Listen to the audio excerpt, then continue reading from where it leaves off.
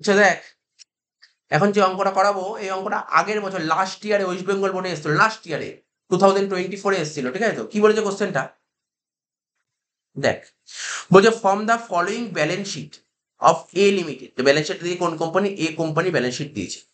Prepare cash flow statement, কি করতে বলছে দেখ, ক্যাশ ফ্লো স্টেটমেন্ট বলেছে, প্রিপেয়ার ক্যাশ ফ্লো স্টেটমেন্ট, ঠিক আছে, for the year ended 31st March 2023 as per accounting standard. একটা শর্ট কোশ্চেন মনে পড়লো হুট করে, ক্যাশ ফ্লো স্টেটমেন্ট কত নম্বর অ্যাকাউন্টিং স্ট্যান্ডার্ডে উল্লেখ আছে? তিন, AS3 তে, মনে রাখ, এমসিকিউ দেবে, এমসিকিউ নাহলে এসিকিউ তে দেবে। তাহলে ক্যাশ ফ্লো স্টেটমেন্ট কত নম্বর অ্যাকাউন্ট স্ট্যান্ডার্ডে উল্লেখ আছে? তিন। তিন, কি বললাম? তিন, মনে রাখতে হবে কিন্তু, কি বললাম, ক্যাশ ফ্লো স্টেটমেন্ট কত নম্বর অ্যাকাউন্ট উল্লেখ আছে? তিন, মনে রাখতে হবে কিন্তু। এই তোর হাপিয়ালি কোন স্কুলে হবে বা তোর টেস্ট দেবেই কিন্তু। ক্যাশ ফ্লো স্টেটমেন্ট কত নম্বর অ্যাকাউন্ট উল্লেখ আছে? তিন, মনে রাখতে হবে তিন। কত নম্বর? 3 নম্বর অ্যাকাউন্টিং স্ট্যান্ডার্ডে ক্যাশ ফ্লো স্টেটমেন্টের উল্লেখ আছে, মনে রাখতে হবে। আচ্ছা, কি করতে বলছে? ক্যাশ ফ্লো স্টেটমেন্ট, কিন্তু কোনো অ্যাক্টিভিটিস বলেনি, কারণ ক্যাশ ফ্লো স্টেটমেন্ট কটা অ্যাক্টিভিটি? তিনটে হয়, একটা হয় অপারেটিং, একটা হয় ইনভেস্টিং, আর একটা হয় ফাইন্যান্সিং।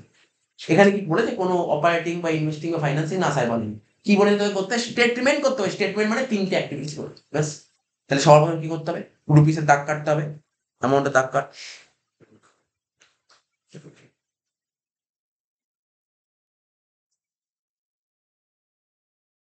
অ্যামাউন্টে তিনটে দাগ কাটবো, তিনটে কলম করবো, ঠিক আছে?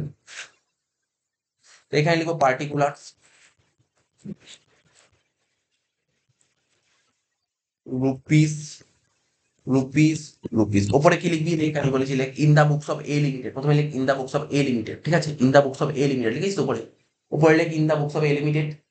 ঠিক তার নিচে লিখবি ক্যাশ ফ্লো স্টেটমেন্ট, তার নিচে লিখবি ক্যাশ ফ্লো স্টেটমেন্ট, ঠিক আছে? ব্যাকেটে লিখবি এস, ব্যাকেটে লিখবি কি? AS3, AS3, এ বড় হাতের, এস ও বড় হাতের, AS হাইফেন দিয়ে লিখবি 3, লেখ ক্যাশ ফ্লো স্টেটমেন্ট, ব্যাকেটে লেখ AS3, AS3, ঠিক আছে? তার নিচে লিখবি ফর দ্য ইয়ার এন্ডেড কত?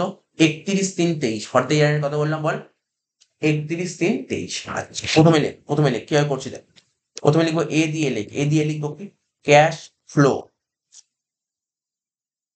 এই লেখ, সরি ক্যাশ ফ্লো না, cash form operating activities, cash form operating, cash form operating activities. তাই কি লিখলাম? Cash form operating activities. মোটামুটি একটা আইডিয়া করে নে কতটা জায়গা লাগতে পারে। নিচের দিকে লিখবো বি, বি দিয়ে লিখবো কি বল? ক্যাশ ফর্ম কি অ্যাক্টিভিটিস বল? Investing activities.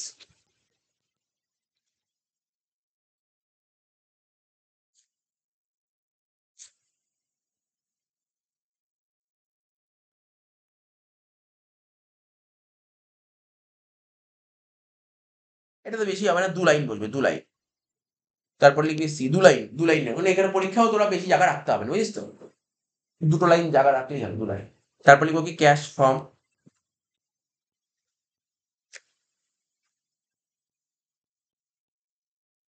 Financing activities.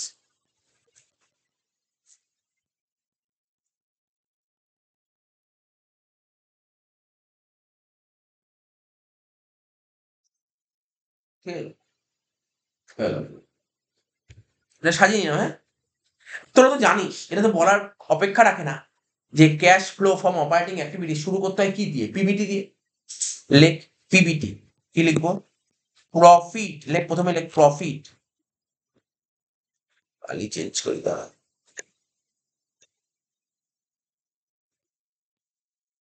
প্রথমে লিখবো প্রফিট, লেখ profit before tax, profit before tax. এবার কোশ্চেন, প্রফিট বিফোর ট্যাক্স লিখলাম, কোশ্চেন বলবো কি বলেছি, কি বলেছে প্রফিট বিফোর ট্যাক্স? দেখি এখানে, দেখি ব্যালেন্স শিটটা দেখ, তোর পরীক্ষায় দেখ ব্যালেন্স শিট দিয়েছে। আর একটা বলছি, তোর পরীক্ষায়, তোর যে 25 সালে পরীক্ষা দিবি, তোর পরীক্ষায় এই রকম ব্যালেন্স শিট দেবে। এখন যে ফরম্যাট আছে ব্যালেন্স শিট, এটাকে বলা হয় কি?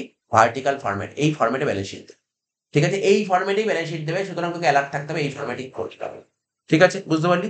প্রথমে কি রেট দিয়েছে দেখ, পরীক্ষা এরকম রেটই দেবে, প্রথমে দিয়েছে 23, তারপরে দিয়েছে 22, ঠিক আছে? প্রথমে 23 দিয়ে পরে 22 দিয়েছে, ঠিক আছে? আচ্ছা, নিচের দিকে আয়, নোটস টু অ্যাকাউন্টস, দেখ বলছে কি রিজার্ভ এন্ড সারপ্লাস, শুধু নোট দিয়েছে রিজার্ভ, আর কিছু নোট দেয়নি, আর কিছু শুধু রিজার্ভের নোট দিয়েছে। দেখ এই দেখ, দেখ দেখ দেখ ভালো করে দেখ, ব্যালেন্স শিট দিকে দেখা দেখ, ব্যালেন্স শিটের দিকে দেখা, ঠিক আছে? দেখ কি ব্যালেন্স শিট দেখতে পাচ্ছিস তো, দেখ রিজার্ভ অ্যান্ড সারপ্লাস লেগে দেখিস, রিজার্ভ অ্যান্ড সারপ্লাস কি লেখা আছে বল, কি লেখা রিজার্ভ অ্যান্ড সারপ্লাস বলে এখানে 1 নম্বর নোট লেখা আছে, 1 নম্বর নোট আছে রিজার্ভ অ্যান্ড সারপ্লাস বলে 1 নম্বর নোট, ঠিক আছে? অ্যাকচুয়ালি একটা একটু উপরে উঠে গেছে বুঝিস তো নোট নাম্বারটা, দেখ ওখানে যে একটা লেখা আছে বইয়ের দিকে তাকা ভালো করে, শেয়ার ক্যাপিটালে 1 আছে, হ্যাঁ শেয়ার ক্যাপিটাল না, একটু উপরে উঠে গেছে নিচে হবে, ঠিক আছে? রিজার্ভ অ্যান্ড সারপ্লাসটা 1 কত ছিল বল, বছরের শুরুতে ছিল 30, বছরের শেষে হলো 80। বলছে বলছে তুমি এটা থেকে জাজ করো, তুমি নোট নাম্বার 1 যাও, নোট নাম্বার 1 পড়ে বলো, কারণ রিজার্ভ অ্যান্ড সারপ্লাস মধ্যে অনেক কিছু আইটেম থাকতে পারে, কি আইটেম আছে, কি আইটেম নিয়ে রিজার্ভ হয়েছে এটা বলে দিচ্ছে নিচে, দেখ পর নিচে কি বলেছে, বলছে স্টেটমেন্ট অফ পিএল, ওই দেখ একটাই আইটেম বলেছে, একটাই আইটেম বলেছে, কত ছিল পিএল এর শুরুতে কত ছিল, পিএল এ 30, শেষে কত হয়েছে বল, শেষে বল বল বল বল, শুরুতে ছিল 30, শেষে কত হলো 80, তাহলে কি হয়েছিল, এটাই তো প্রফিট, এটাই তো প্রফিট, শুরুতে ছিল 30,000 টাকা পাবে, শেষে হলো 80,000 টাকা পাবে বছর, তাহলে কত টাকা নেট প্রফিট হয়েছে, 50,000 টাকা, কোনো ডাউট আছে এখানে? আমি অঙ্ক খাতায় করবো পরে, জাস্ট একটু শুনে নে, 50,000 টাকা এটা কি বলে নেট প্রফিট, এর সঙ্গে নেট প্রফিট সঙ্গে কি যোগ করতে হয়, পিপিটি বের করতে গেলে আর 3টে আইটেম, একটা ট্যাক্স, একটা ডিভিডেন্ড আর একটা রিজার্ভ, দেখ না কোশ্চেন পড় না, রিজার্ভ আছে না স্যার, রিজার্ভ তো নেই, রিজার্ভ কি করে থাকবে, ওরা তো বলছে রিজার্ভ এন্ড সারপ্লাসের মধ্যে শুধু প্রফিটই আছে, রিজার্ভ নেই, রিজার্ভ কোথায় থাকে, ভালো করে শুনবি, রিজার্ভ জেনারেল রিজার্ভ কোথায় থাকে জানিস, রিজার্ভ এন্ড সারপ্লাস, কি বললাম বল, আরে কমন সেন্স কাটা না ভাই, রিজার্ভ কোথায় থাকতে পারে, রিজার্ভ তো রিজার্ভেই থাকবে, রিজার্ভ তো অন্য কোনো হেডে থাকতে পারে না, রিজার্ভেই থাকতে পারে, তো নেই তো এখানে রিজার্ভ, দেখ কোশ্চেন পর রিজার্ভ নেই, তারপরে রিজার্ভ রইলো, আর রইলো কি ডিভিডেন্ড আর কি বললাম ট্যাক্স। আর একটা তোকে একটা ইনফরমেশন দিয়ে দিই তোকে, যদি এই ফরম্যাটে ব্যালেন্স শিট দেয় না তোকে ডিভিডেন্ড দেবে না, তাও বলে দিই, কারণ নতুন যে কোম্পানি আইন চালু হয়েছে ডিভিডেন্ড দেয় না, ডিভিডেন্ডকে লাইবিলিটি হিসেবে ট্রিটই করা হয় না বর্তমানে প্রপোজ ডিভিডেন্ডকে লাইবিলিটি হিসেবে ট্রিটই করা হয় না, সুতরাং ডিভিডেন্ড পাবেই না কোশ্চেনে, প্রপোজ ডিভিডেন্ড বিশেষ করে প্রপোজ ডিভিডেন্ড তো দেবেই না কোশ্চেন, যদি এই ফরম্যাট দেয়, ভালো করে শুনবি কি বললাম, যদি এই ফরম্যাট দেয় তাহলে প্রপোজ ডিভিডেন্ড দেবে না, ঠিক আছে? তো তুই দেখ এখানে কোশ্চেন পড়ে দেখ, এরপরে তো আরো অনেক অঙ্ক এই টাইপের করাবো, দেখবি প্রপোজ ডিভিডেন্ড থাকবেই না, আরে আমরা কলেজে যে অঙ্ক করাই ওখানে প্রপোজ ডিভিডেন্ড নেই, দেবেই না, কারণ প্রপোজ ডিভিডেন্ডকে বর্তমানে লাইবিলিটি হিসেবে ট্রিটই করা হয় না, রিভাইজড অ্যাকাউন্টিং স্ট্যান্ডার্ড 4 এ বলা আছে, রিভাইজড অ্যাকাউন্টিং স্ট্যান্ডার্ড 4 এ পরিষ্কার ভাবে বলা হয়েছে যে প্রপোজ ডিভিডেন্ডকে বর্তমানে লাইবিলিটি হিসেবে ট্রিট করা হয় না, তো লাইবিলিটি হিসেবে ট্রিট করা না হয় তাহলে কি ব্যালেন্স শিটে দেবে, লাইবিলিটি তো বলছে হয় না এখন, তাহলে লাইবিলিটি না, তাহলে ব্যালেন্স শিট দেবে কেন, দেবে না কোশ্চেন, স্যার যদি পরীক্ষায় কোশ্চেন তবু দিয়ে দেয় বলছেন দেবেন না, আরে তাহলে ও পুরোনো কোশ্চেন করেছে, যেটা উচিত নয় করা, পুরোনো কোশ্চেন বলে আগে ছিল, আগে প্রপোজ ডিভিডেন্ডকে লাইবিলিটি বলা হতো, এখন প্রপোজ ডিভিডেন্ডকে লাইবিলিটি বলা হয় না, এখন বলা হয় না, হ্যাঁ তুই দেখবি মার্কেটে অনেক বই অ্যাভেলেবেল আছে, অনেক বইতে দেখবি প্রপোজ ডিভিডেন্ড লাইবিলিটি সাইডে দেখিয়ে দেয়, পুরোনো বই পুরোনো কোশ্চেনটাকেই ফলো করে গেছে, ও নতুন আপডেট করেনি কোশ্চেন, ঠিক আছে? তো কি বললাম বুঝতে পারলি তো কি বললাম, তো দেখ এখানে দেখ প্রপোজ ডিভিডেন্ড নেই, তুই এরকম টাইপের অনেক অঙ্ক করবি এই ফরম্যাটে ব্যালেন্স শিট, যদি কোনো অঙ্কে লাইবিলিটি সাইডে প্রপোজ ডিভিডেন্ড পাঠানো বলি স্যার পেয়েছি, আমি বলবো থাকবে না, যদি পাস আমাকে বলবি থাকবে না, ঠিক আছে? তো হয়ে গেল, বোঝা গেল এত অব্দি, তাহলে স্যার ডিভিডেন্ড নেই মিটে গেল, ডিভিডেন্ড রইল কি ট্যাক্স, দেখ না কোশ্চেন ট্যাক্স আছে, কোশ্চেন কি ট্যাক্স আছে, ট্যাক্স আছে, দেখ ট্যাক্স এই ফরম্যাটে থাক, আমি তোকে বলি ট্যাক্স কোথায় থাকতে পারে কোথায় সেটা তোকে বলে দিই, তারপর তুই বল tax, provision for tax, common sense খাটিয়ে বলতে পারবি প্রভিশন ফর ট্যাক্স কি মনে হয়, অ্যাসেট না liability, provision for tax asset না লাইবিলিটি, ভাবছিস অ্যাসেট নাকি লাইবিলিটি, কি বললাম কথাটা, প্রভিশন ফর ট্যাক্স, প্রভিশন কি বললাম, প্রভিশন, আরে ভাই প্রভিশন মানেই লাইবিলিটি, প্রভিশন মানেই লাইবিলিটি, আর ভাবতেই হলো প্রভিশন মানে লাইবিলিটি, তাহলে প্রভিশন ফর ট্যাক্স থাকলে কোথায় থাকবে, লাইবিলিটি সাইডে থাকবে, তুই দেখ লাইবিলিটি সাইডে আছে না স্যার, লাইবিলিটি সাইডে নেই, কিন্তু তবুও একটা কথা বলে দিচ্ছি, কোথায় থাকবে স্যার, লাইবিলিটি, আপনি তো বললেন প্রভিশন ফর ট্যাক্স লাইবিলিটি, কিন্তু এখানে তো লাইবিলিটি অনেক কিছু আছে স্যার, শেয়ার হোল্ডার ফান্ড আছে, তারপর ধরো নন কারেন্ট লাইবিলিটিস আছে, কারেন্ট লাইবিলিটিস আছে, কারেন্ট লাইবিলিটির মধ্যে আছে ট্রেড পেবেল আছে, শর্ট টার্ম বরোয়িংস আছে, আর আছে নিচে কিছু না স্যার, আর কিছু নেই, তাহলে অ্যাকচুয়ালি যদি প্রভিশন ফর ট্যাক্স থাকে লাইবিলিটি তাহলে কোন হেডের মধ্যে থাকবে জানিস, পরীক্ষায় এমসিকিউ দেয় বলে যে প্রভিশন ফর ট্যাক্স কোন হেডে আসে, লাইবিলিটি সবাই জানে প্রভিশন ফর ট্যাক্স লাইবিলিটি, কিন্তু কি ধরনের liability, provision for tax short term প্রভিশনের মধ্যে আসে, তাই জাস্ট এমসিকিউ নোট লিখে রাখতে হবে, যেটা খুব ইম্পর্টেন্ট জিনিস, প্রভিশন ফর ট্যাক্স কোন হেডে আসে, এমনি জাস্ট অন্য চ্যাপ্টার রিলেটেড, এটা অন্য চ্যাপ্টার একটা এমসিকিউ চ্যাপ্টার আছে যেখানে তোদের আসে, প্রভিশন ফর ট্যাক্স কার আন্ডারে আসে, provision for tax short term প্রভিশনের আন্ডারে আসে, ঠিক আছে? প্রভিশন ফর ট্যাক্স কার আন্ডারে আসে মনে রাখতে হবে, এগুলো পড়তে মনে রাখতে হবে, ঠিক আছে? তো এইগুলো এমসিকিউ পেয়ে যাবি, মানে যে চ্যাপ্টার বলছি ওই চ্যাপ্টারে পরে বলবো, দুটো এমসিকিউ আসে এই চ্যাপ্টার, দুটো এমসিকিউ আসে এই রকম কোশ্চেন দেবে। তাহলে প্রভিশন ফর ট্যাক্স কার আন্ডারে আসে বললাম, শর্ট টার্ম প্রভিশন। মনে রাখতে হবে, ভুলে গেলে তো চলবে না, মানে ভুলে গেলে চলবে না, তোর তো মনে থাকবে, তোর তো ফাইনাল এখন করেই ফেলিস, তুই জানিস প্রভিশন ফর ট্যাক্স কোথায় আসবে, শর্ট টার্ম প্রভিশন। কি বললে, প্রভিশন ফর ট্যাক্স কার আন্ডারে আসে, শর্ট টার্ম। তাহলে তুই যদি মনে করিস প্রভিশন ফর ট্যাক্স কোথায় থাকবে, শর্ট টার্ম প্রভিশনের আন্ডারে থাকবে। হ্যাঁ নেই, এই অঙ্কে নেই প্রভিশন ফর ট্যাক্স, তাহলে তো তোর কাজই মিটে গেল। কত টাকা বল, 50,000 টাকা। তাহলে এটার কোনো ওয়ার্কিংস করতে হবে না, এর কোনো ওয়ার্কিংস করার দরকার নেই, ডাইরেক্ট এখানে 50,000 টাকা বসিয়ে দিল। কেন ওয়ার্কিংস করতে হবে না, আশা করি বোঝাতে পারলাম। বল কেন ওয়ার্কিংস করলাম না, বলতে পারি কেন ওয়ার্কিংস করলাম না? স্যার এর তো কোনো আইটেমই নেই, করে ফায়দা করে। তাহলে ভাব, পরীক্ষায় কিছু কোশ্চেন দিয়েছি, তুই এখনো যতগুলো অঙ্ক করলাম, পিপিটি করলাম, কি করে প্রথমে নেট প্রফিট লিখতাম, তার সঙ্গে রিজার্ভে ট্রান্সফার করতাম, কোনো অঙ্কের ডিভিডেন্ড, কোনো অঙ্কের ট্যাক্স, এইগুলো করতে, এগুলো কিছু এসছে একটাও পয়েন্ট অফ আগের বছর করছে। কিন্তু এই অঙ্কই নাকি অনেকের কাছে আগের বছর টাফ লেগেছিল, কিছু ছিল না অঙ্কের মধ্যে, সিরিয়াস ছিল অঙ্কের মধ্যে, কিচ্ছু নেই। এই অঙ্কটা করতে কারো যদি ভালো প্র্যাকটিস থাকে, তার 6 নম্বরের অঙ্কের জন্য খুব জোরে 6 মিনিট লাগবে, 6 মিনিট লাগবে। আর যাদের একটু লো, মানে তার স্পিড কম, তার 10 মিনিট 12 মিনিট নেবে। বাট 6 নম্বরের জন্য অ্যাকচুয়াল টাইম নেওয়া উচিত 12 না, মানে 12 মিনিট, ম্যাক্সিমাম 12 মিনিট নেওয়া উচিত। আচ্ছা হয়ে গেল। এর সাথে কি যোগ করছি, কি বল, অ্যাড দিয়ে বল নন ক্যাশ, তাই তো, মনে পড়ছে তো, লেখ non cash and non operating expenses.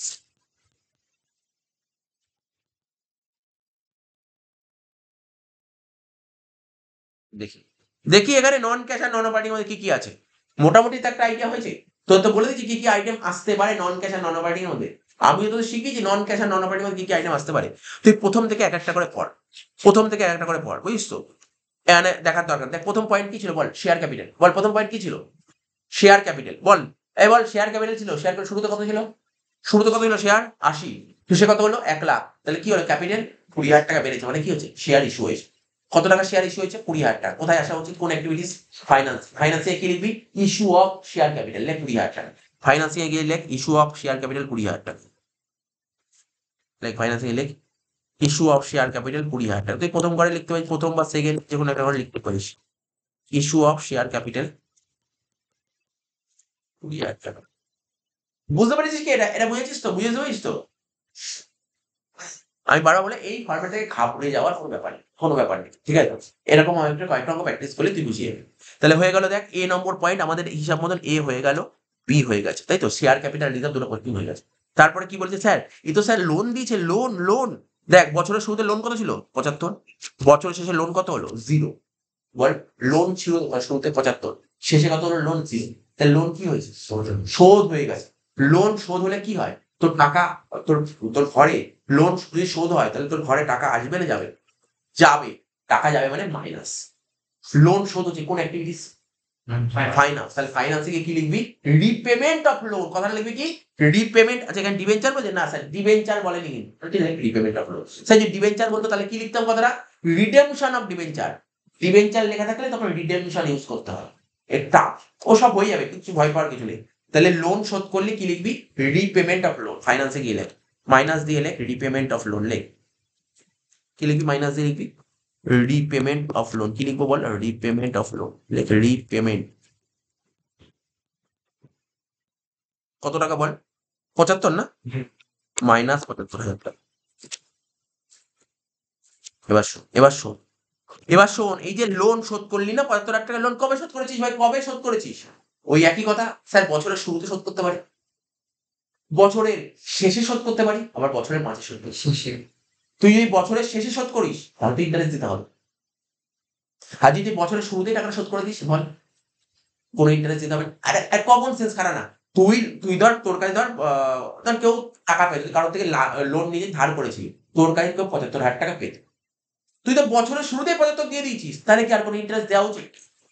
হ্যাঁ তুই লোনের টাকা শোধ করে একদম বছরের শেষ দিন গিয়ে, তাহলে তো পুরো সারা বছরে ইন্টারেস্ট দিতে হবে। যদি মনে করি বছরের শেষ দিন লোন শোধ করেছিস, তাহলে তোকে 75-এর 10% 7,500 শোধ দিতে হবে। এবার তোকে ডিপেন্ড করে তুই কবে শোধ করেছিস, তুই কবে শোধ করবি, তুই কি মনে করছিস, শুরুতে শোধ করেছিস নাকি শেষ শোধ করেছিস? শুরুতে। ও বললো শুরুতে, তা শুরুতে শোধ করলে কোনো ইন্টারেস্ট দিতে হবে না, শুরুতে শোধ করলে কোনো ইন্টারেস্ট। বুঝতে পারলি ব্যাপারটা, হ্যাঁ কি না, হ্যাঁ কি না বল, বুঝেছিস কি বুঝিস? যদি কোনো ডাউট থাকলে বলি স্যার বুঝতে পারিনি। শুরুতে যদি শোধ করিস তাহলে কি হবে, তুই ভাব না, তুই কারোর থেকে লোন নিয়েছিস, তুই বছরের শুরুতে শোধ করে দিয়েছিস, তুই আগের বছর লোন নিয়েছিস, তার বছর ইন্টারেস্ট দিয়েছিস, এই বছর বছরের শুরুতে শোধ করে দিয়েছিস, তাহলে তুই ইন্টারেস্ট দিবি কেন? তুই শুরুতে তো শোধ করে দিয়েছিস, ঠিক আছে তো? যদি শেষে শোধ করিস তাহলে তোকে ইন্টারেস্ট দিতে হবে। তাহলে আমি ধরে নিচ্ছি কবে লোনটা শোধ করেছি? শুরুতে, তাহলে কোনো ইন্টারেস্ট দিতে হবে। লাস্টে নোট লিখে দেবো, it is assume that loan repayment of loan beginning of the year. লাস্টে নোটটা লিখে দেবো লাস্ট, বুঝতে পারলি তো কি বললাম? Repayment of loan beginning of the year, beginning of the year, ইয়ারের শুরুতে শোধ করে দিয়েছি, বুঝতে পারলি তো? এই নোট দিয়ে লিখেছিস, তারপরে ওর কোনো টাচ করতে পারবে না, টাচ করতে পারবে না, বুঝতে পারলি? কোনো টাচ করতে পারবে না, নাম্বার কাটার কোনো চিন্তাই নেই, কোনদিন কাটতে পারবে না, বুঝতে পারলি কি বললাম? হয়ে গেল, তো লোনের কনসেপ্ট হয়ে গেল। চলে আয় কারেন্ট লাইবিলিটি, বাহ, অঙ্কই তো শেষ হয়ে গেল। এই ফরম্যাটে না, এবারও এই ফরম্যাটে বেশি আইটেম থাকে না, কেন জানিস তো? এই ফরম্যাটে না তোকে খুঁজতে হয়, আর যে একবার খুঁজে ফেলবে না, একবার খুঁজে যদি মোটামুটি ফরম্যাট সম্পর্কে মানে একটা ওয়াকিবল থাকে, মানে ভালো যদি বুঝতে পারে ফরম্যাটটা সম্পর্কে, তাহলে তার কাছে খুব একটা টাফ লাগে। ফরম্যাটটা বুঝতে হবে, একবার ফরম্যাট বুঝে যাও। আচ্ছা দেখ,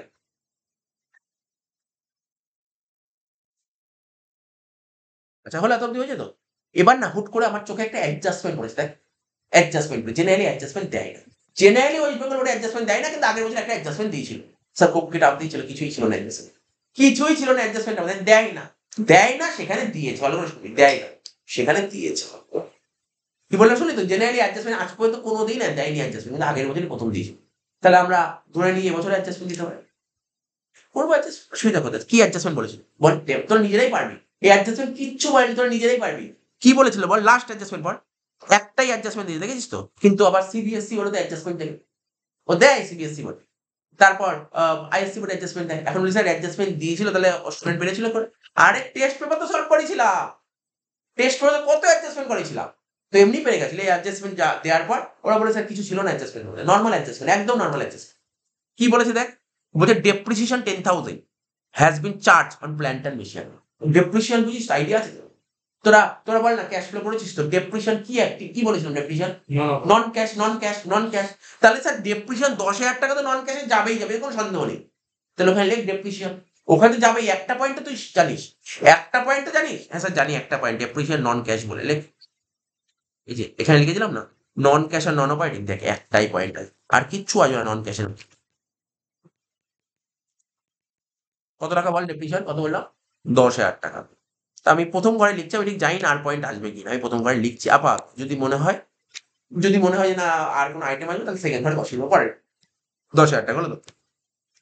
একটা কথা মাথায় রাখবি, যদি কোনো অ্যাডজাস্টমেন্ট থাকে না, তার একটা লেজার খুলবি, তোদের বোঝার জন্য। কি বললাম বুঝতে পারলি? যদি কোনো অ্যাডজাস্টমেন্ট থাকে, কি বললাম বল? যদি কোনো অ্যাডজাস্টমেন্ট থাকে তার লেজার খুলবি। এখানে কার অ্যাডজাস্টমেন্ট বলেছে? ডেপ্রিসিয়েশন। ডেপ্রিসিয়েশন কার উপর হয়? কার উপর বলে ডেপ্রিসিয়েশন করতে?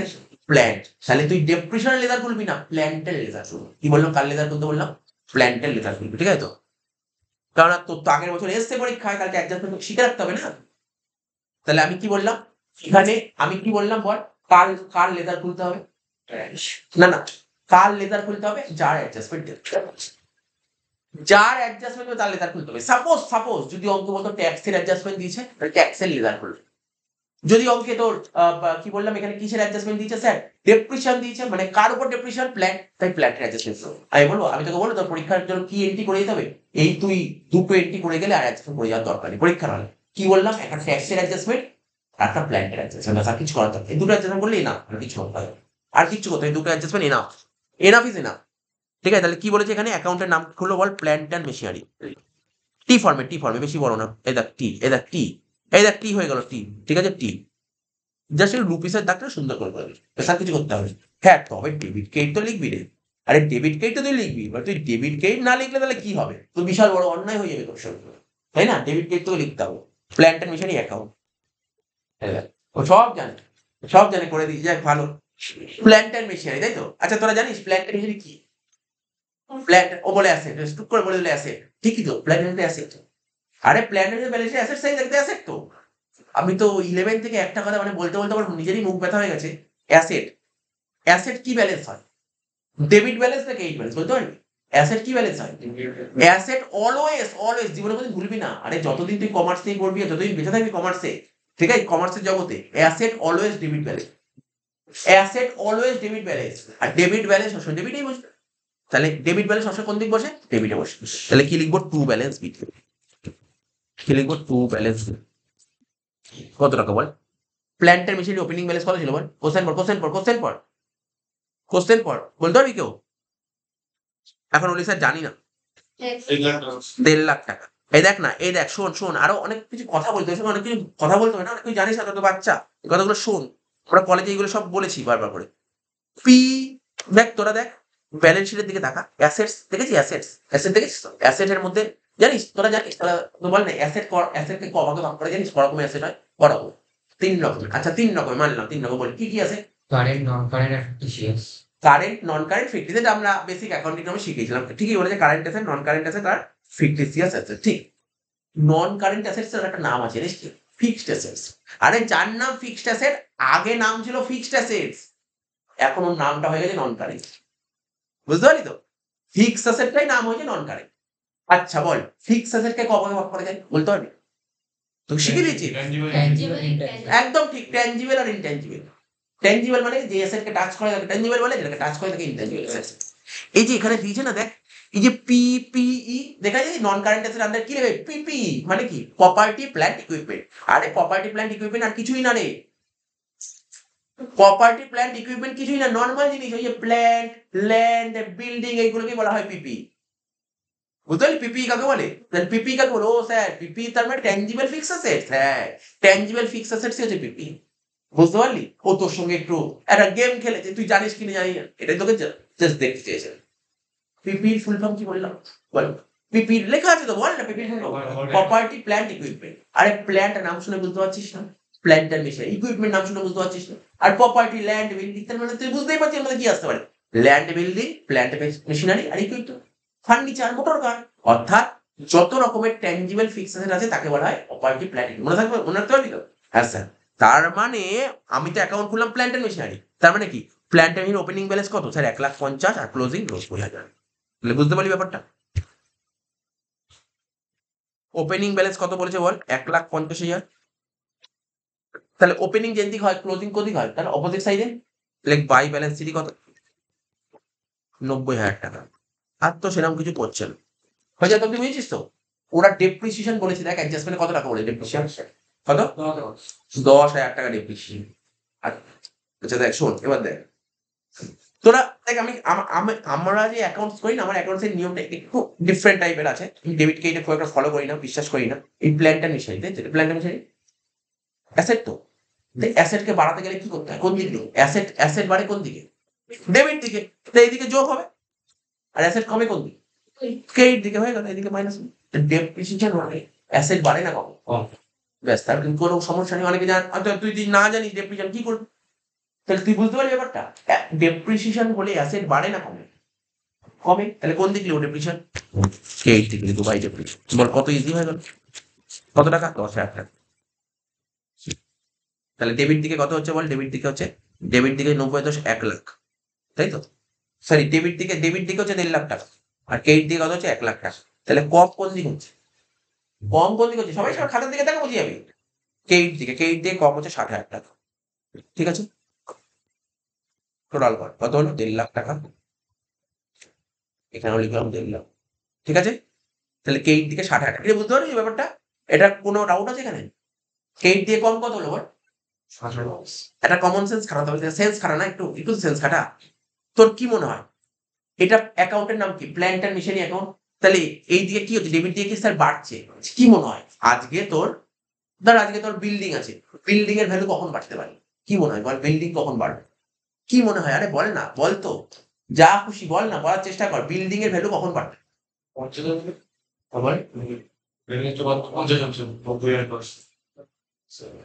সে ঠিক আছে, ওটা ফ্যাক্টর না। ওটা ফ্যাক্টর না, 60, 50, 70, 80 ফ্যাক্টর না। ফ্যাক্টর হচ্ছে কনসেপ্ট, যেটা আমি বোঝাচ্ছি। ওটা 50 লিখে দিলাম, ওটা কোনো সমস্যা নেই। একটা তোর বাড়ি আছে, বাড়ির ভ্যালু কখন বাড়তে পারে? তুমি যদি কেউ জিজ্ঞাসা করে, তোকে জিজ্ঞাসা করে যে তোমার বাড়ির ভ্যালু কখন বাড়তে পারে, তুই কি বলবি? কখন বাড়ির ভ্যালু বল? দুটো কারণে বাড়ির ভ্যালু বাড়তে পারে, দুটো কারণ। একটা কারণ তো বল। আরে ভাই তুই নতুন, আজকে তো দোতলা বাড়ি ছিল, বাইরে 3 তলা, বাড়ির ভ্যালু বাড়বে না? বাড়ির ভ্যালু বাড়বে না? আজকে তো দোতলা বাড়ি ছিল, বাইরে 3 তলা করেছিস, তাহলে বাড়ির ভ্যালুয়েশন বেড়ে গেল না? তার মানে কি হয়, এই যে প্ল্যান্টের ভ্যালু কখন বাড়তে পারে? প্ল্যান্ট কিনলে। প্ল্যান্ট যদি কিনিস, ধর প্ল্যান্ট আগে 10 লাখ টাকার প্ল্যান্ট ছিল, এখন 15 লাখ টাকার প্ল্যান্ট হলো। কি করে ভাই 15 লাখ টাকার প্ল্যান্ট হলো? কি করে হলো 15 লাখ টাকার প্ল্যান্ট? তোর ঘরে 5টা ফোন ছিল, এখন 7টা ফোন হলো কি করে? কি করে হলো? তখন ভাই ফোন কিনেছিস? তাহলে প্ল্যান্টের ভ্যালু কখন বাড়তে পারে? কিনলে। কিছুক্ষণ আগে আগের একটা অঙ্ক বললাম না, ইনভেস্টমেন্ট বললাম। তাহলে ভ্যালু কখন বাড়ছে? প্ল্যান্টের ভ্যালু কখন বাড়তে পারে? পারচেজ করলে। তাহলে প্ল্যান্টের ভ্যালু কমতে পারে কখন? কি মনে হয় কখন কমতে পারে? একটু বেছে দিই। বেচলে। দুটো কারণ হতে পারে, হয় বেচলে অথবা ডেপ্রিসিয়েশন হলে। হয় বেচলে নাই ডেপ্রিসিয়েশন হলে। স্যার আপনি তো অলরেডি তো ডেপ্রিসিয়েশন করে দিয়েছে, তাহলে আর তো ডেপ্রিসিয়েশন হবে না। তাহলে কি হয়েছে? বাকি যে 90,000 টাকা, এই 50,000 টাকা যেটা কি হয়েছে? বেচেছি। এটা বেচেছি। তার মানে এটা কি হলো? বেচেছে। বেচলে কি হয়? আরে বেচলে কি হয়? টাকা আসে। বেচলে টাকা আসে। তার মানে এটা ব্যাংক লিখবো। তার মানে তোকে কি শেখালাম? একটা জিনিস শেখালাম, মন দিয়ে শুনবি। যদি এই দিকে ব্যালেন্স বেরোয়, স্যার তাহলে কিনেছি। আর যদি এই দিকে ব্যালেন্স বেরোয় জেনারেলি বিক্রি করেছি। এখানে কি লিখবো? By bank. কি লিখলাম বল? By back. জাস্ট নিচে লিখবি সেল, হাইফেন দিয়ে লিখবি সেল। কত টাকা সেল করেছি বল? 50,000 টাকা। বুঝতে পারলি? খুব ভালো করে বুঝবি, কিন্তু আগের বছর পরীক্ষা এসেছিল। খুব সুন্দর অঙ্ক। আমার তো কাছে খুব মানে অনেকের কাছে এই অঙ্কটা ইজি লাগতে পারে, এই অ্যাডজাস্টমেন্ট জানা থাকলে। কিছু নেই অ্যাডজাস্টমেন্টের মধ্যে এমন কিছু। এরকম অ্যাডজাস্টমেন্ট আমরা দেবো। বোঝা গেল? এত অব্দি বোঝা গেল? হুম।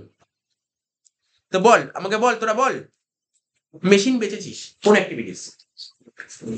ইনভেস্টিং অ্যাক্টিভিটিস, তাই তো? ইনভেস্টিং বিক্রি করি, টাকা আসছে না গেছে? এসছে। মেশিন বিক্রি করে টাকা আসে না যায়?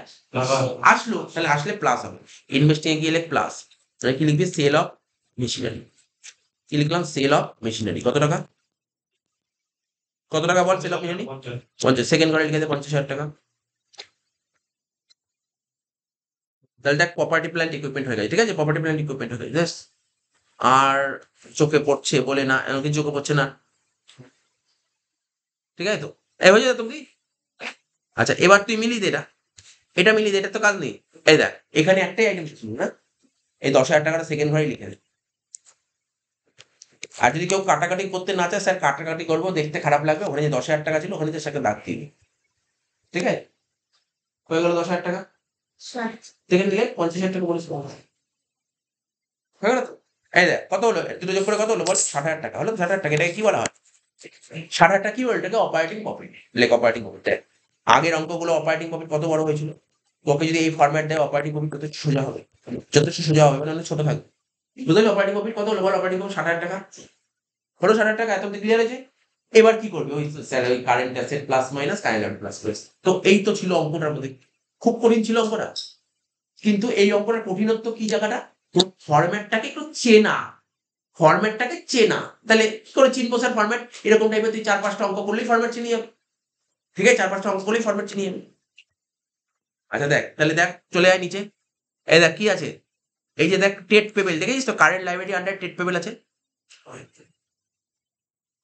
কারেন্ট লাইব্রেরি আন্ডার কি আছে বল? টেট পেবেল। দেখিস টেট পেবেল? টেট পেবেল কত ছিল? শুরুতে ছিল 46, শেষে হলো 90। তাহলে কি টেট পেবেল বেড়েছে না কমেছে? আচ্ছা তোকে যদি কেউ জিজ্ঞাসা করে, বল দেখি, তোরা তো এখানে বসে আছি এতজন, টেট পেবেলের মধ্যে টেট পেবেল বলতে কি বুঝিস? তোকে যদি বলে শর্ট কোশ্চেন, যদি বলে টেট পেবেল বলতে তুমি কি বোঝো? কেইটার সার্কেল পেবেল, ব্যাস হয়ে গেল। শর্ট কোশ্চেন জিজ্ঞাসা করলো, শর্ট কোশ্চেন টেট পেবেল বলতে তুমি কি বোঝো?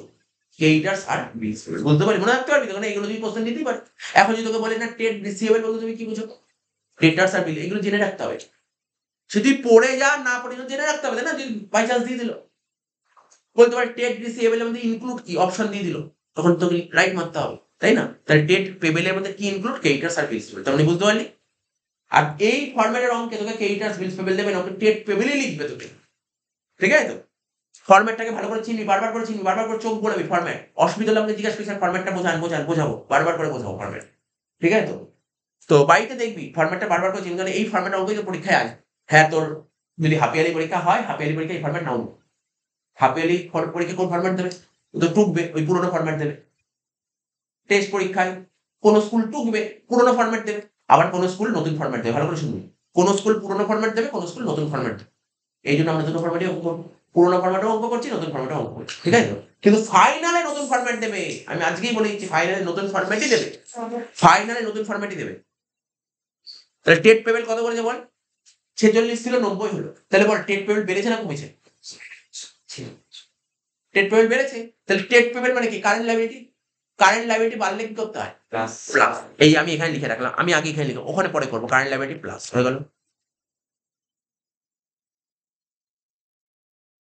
শর্ট টার্ম বড়োইং, ঠিক আছে? জানিস শর্ট টার্ম বড়োইং মধ্যে কি পড়ে? তুই তো ফাইনাল কম করেছিস, বল সিবিএসসি বল শর্ট টার্ম বড়োইং কি আসে, জানে তো না? একটু ফাইনাল আমি তোরা তো জানিস না, তোরা তো এই ফর্মেটে ব্যালেন্স শিট করিসনি। শর্ট টার্ম বড়োইং মধ্যে কি আসে? ব্যাংক ওভারড্রাফট, ঠিক আছে? তো লিখে রাখ না, এক জায়গায় লিখে রাখ, মনে রাখতে পারবি না, লেখ না, এক জায়গায় খাতায় লেখ না, বইয়ের মধ্যে লিখছিস, লিখে রাখ এক জায়গায় শর্ট টার্ম বড়োইং মধ্যে কি আসে? ব্যাংক ওভারড্রাফট লেখ। ব্র্যাকেট দিয়ে পাস করতে হবে। হ্যাঁ তুই ওখানে ওখানে লিখছিস, এমনি আলাদা করে লিখলে বেটার হয়। শর্ট টার্ম বড়োইংস এর মধ্যে ব্যাংক ওভারড্রাফট আসে। তাহলে তোকে যদি বলে ব্যাংক, তোকে তো পরীক্ষায় বলে দিল ব্যাংক ওভারড্রাফট, তো বললো এটা কোন পার্টের মধ্যে পড়ে, কোন কিসের আন্ডারে আছে ব্যাংক ওভারড্রাফট? শর্ট টার্ম বড়োইংস, ঠিক আছে? শর্ট টার্ম বড়োইংস, তাহলে ব্যাংক ওভারড্রাফট কার আন্ডারে? শর্ট কোশ্চেনের জন্য বলছি, এইগুলো সব শর্ট কোশ্চেনের জন্য বলা হচ্ছে।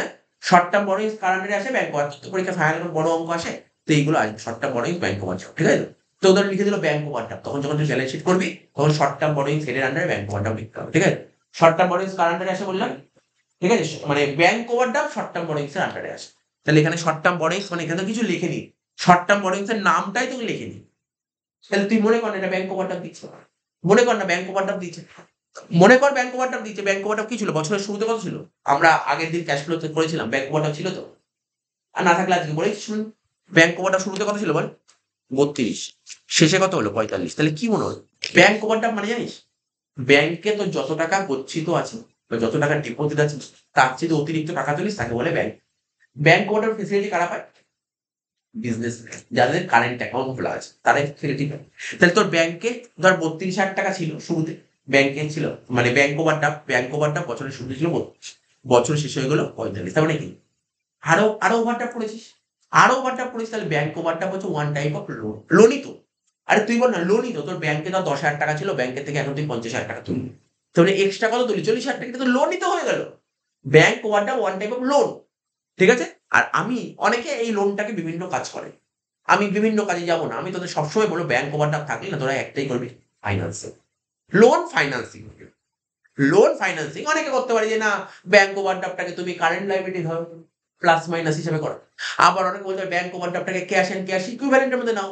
আবার অনেকে করতে পারে ফাইন্যান্সিং। আমার কাছে বেটার লাগে ফাইন্যান্সিং, এক এক সময় এক একটা করে, বইতে না এক এক সময় এক একটা করে। তা আমি বলবো ব্যাংক ওভারড্রাফটটাকে কি করবি? সবসময় ফাইন্যান্সিং, সবসময় কি বললাম? সবসময় ফাইন্যান্সিং করবি। তাহলে এটা শুরুতে ছিল 32, শেষে হলো 45। তাহলে কি ব্যাংক ওভারড্রাফট বেড়েছে না কমেছে? স্যার বেড়েছে। মানে কি ব্যাংকের থেকে আরো ওভারড্রাফট করেছে, তাহলে আরো ওভারড্রাফট করলে তোর বিজনেসে টাকা এসছে না গেছে? এসছে। তাহলে কি হবে? প্লাস। ফাইন্যান্সিং এ গিয়ে ব্যাংক ওভারড্রাফট প্লাস কত? 13,000 টাকা। ফাইন্যান্সিং এ গেলে ব্যাংক ওভারড্রাফট 13,000 টাকা প্লাস দিয়ে ব্যাংক ওভারড্রাফট 13,000 টাকা।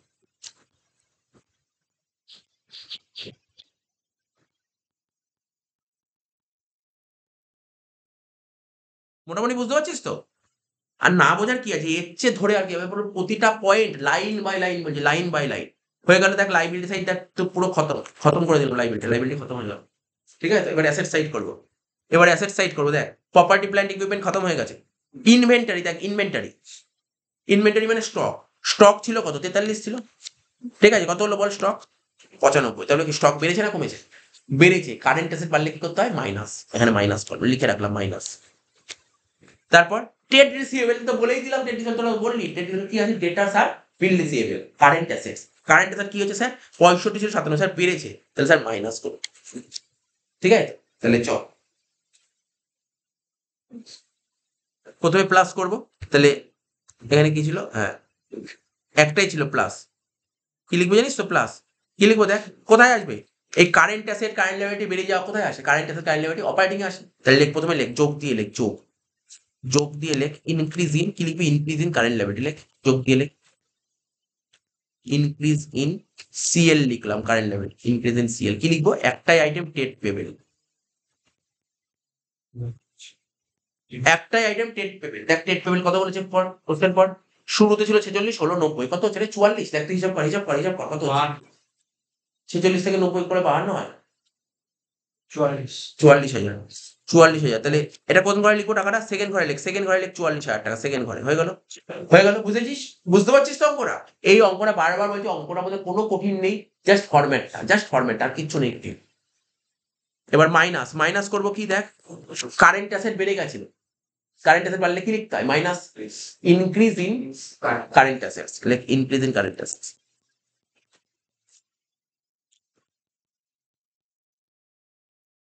কি লিখবো? দুটো পয়েন্ট ছিল, একটা ছিল ইনভেন্টারি, হ্যাঁ ইনভেন্টারি লিখতে হবে তোকে। তুই ভুল করে স্টক লিখবি না, স্টক লিখলে যে খাতা দেখবে তার ইচ্ছা হলে কিন্তু হাফ কমে দিতে পারে, লিখতে পারিস না, তোকে যেটা বলবে কোশ্চেন সেটাই লিখতে হবে। ইনভেন্টারি, ইনভেন্টারি কত বলেছিল বল? ছিল 43, হলো 95, কত হচ্ছে? 52,000 টাকা। প্রথম ঘরে লেখ, কারণ দুটো আইটেম আছে, তাই প্রথম ঘরে লিখলাম 52,000 টাকা। নেক্সট কি বলেছে? Trade receivable.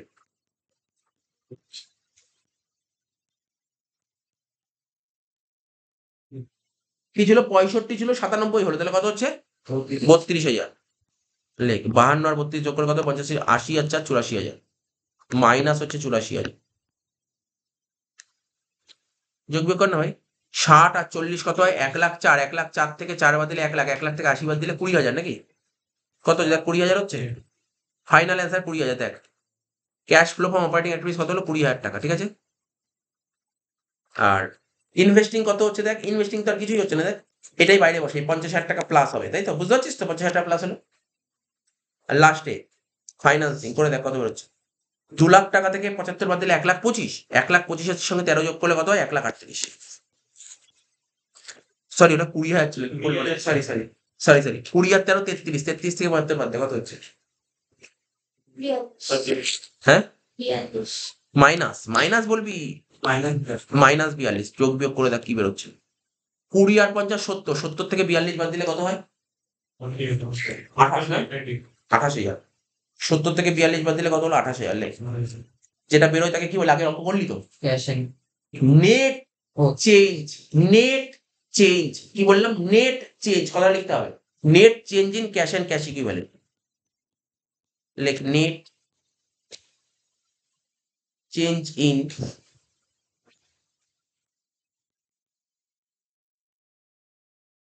ক্যাশ এন্ড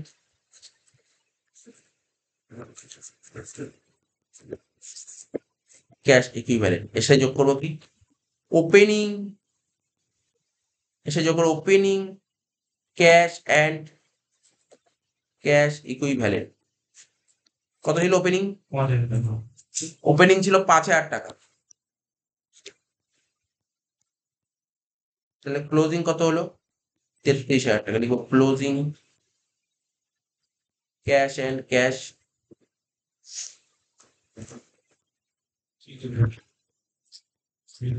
শেষ। সেই ছিলাম, এই ছিলাম গভর্নমেন্ট পরীক্ষায় ছিলাম।